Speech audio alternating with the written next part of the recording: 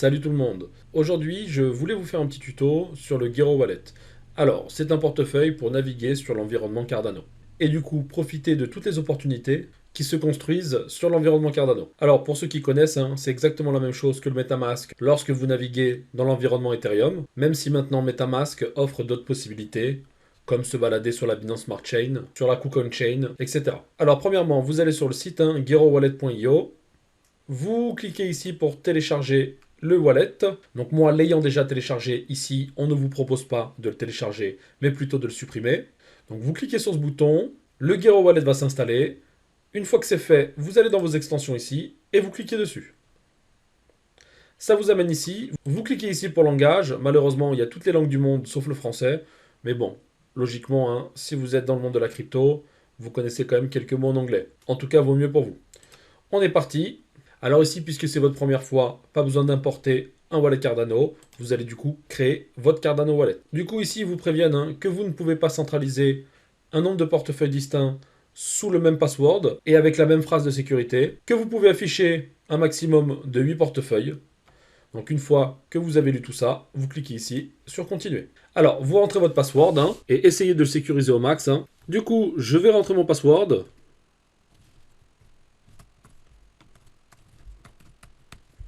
Les deux passwords match et on accepte les conditions et que l'on a compris que Gero Wallet ne peut pas vous fournir votre mot de passe. On passe à la suite.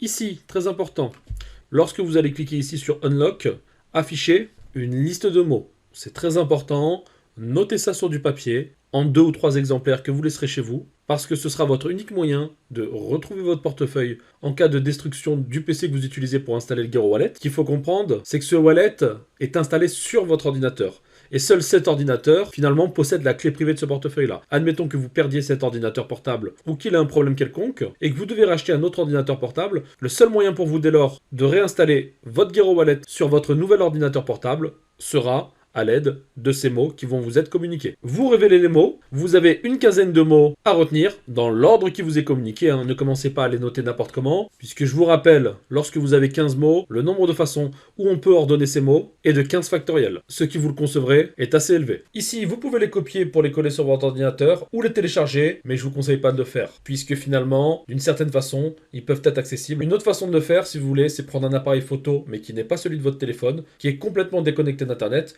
pour prendre une photo et la laisser dans votre disque dur ou dans une clé USB. Allez, une fois que ça s'est retenu, on passe à la suite. On accepte que si je perds mes mots secrets, je ne pourrai plus accéder à mes fonds.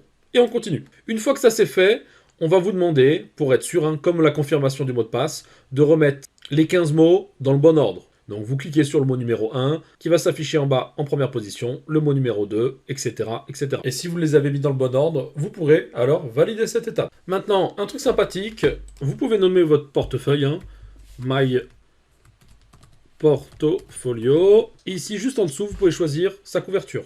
Alors moi, j'aime bien tout ce qui est dans les tons bleus, donc je vais choisir celui-ci. On continue, et voici votre portefeuille qui est créé. Donc vous voyez, c'est pas très compliqué. Vous avez la couverture que vous avez choisie ici, et vous pouvez finaliser la création. Et vous avez accès du coup à votre portefeuille maintenant, ici. Alors, on va commencer. On a du coup notre portefeuille. Ici, ils vont vous donner plein d'indications. On vous indique ici le nom de votre portefeuille. Ici, en cliquant sur la chaîne, ça vous permet directement de voir vos transactions sur la blockchain Cardano grâce à Cardano Scan. Ici, vous avez l'adresse de votre portefeuille. C'est l'adresse à renseigner lorsque vous voulez recevoir des fonds. Quatrième étape ici, votre balance en ADA convertie en USD. Cinquième étape ici, on vous propose de pouvoir acheter directement de l'ADA avec leur partenaire MoonPay. Sixième petite chose à connaître, une façon rapide pour envoyer des ADA à vos amis ou à d'autres personnes. Ici, septième étape, l'onglet pour accéder au staking de vos ADA. Huitième étape, le cours du Cardano. Neuvième étape, l'historique de vos transactions. Et dixième étape, tous les détails de votre compte. Et maintenant, vous êtes parti. Donc vous voyez, le portefeuille a un joli design. Il est assez simple à utiliser. Et sincèrement, moi je l'aime bien. Alors maintenant, parlons un petit peu du token de Gero Wallet. Vous avez un token de gouvernance qui s'appelle le Gero. Vous pouvez vous en procurer, pour l'instant, sur Uniswap. Et ce lien en haut vous permet directement d'accéder à Uniswap et surtout de rajouter l'identifiant du token dans Uniswap parce qu'il n'est pas ajouté automatiquement, puisqu'il est assez nouveau, pour pouvoir l'acheter. Donc du coup, quand vous arriverez sur Uniswap, ici il va pop-up normalement une petite fenêtre pour vous demander si vous voulez ajouter le token. Et une fois que vous l'aurez accepté, le token apparaîtra ici. Il sera reconnu. Ok. Donc ici, vous n'avez pas tous les tokens. Vous voyez, vous avez cette liste de tokens. Et pour les tokens assez nouveaux, il faudra du coup ou les ajouter manuellement ou passer par un lien qui le fait pour vous. On peut ainsi regarder peut-être le prix d'un token. Donc on va prendre un Gero et on va convertir ça en USDT pour que vous ayez une idée.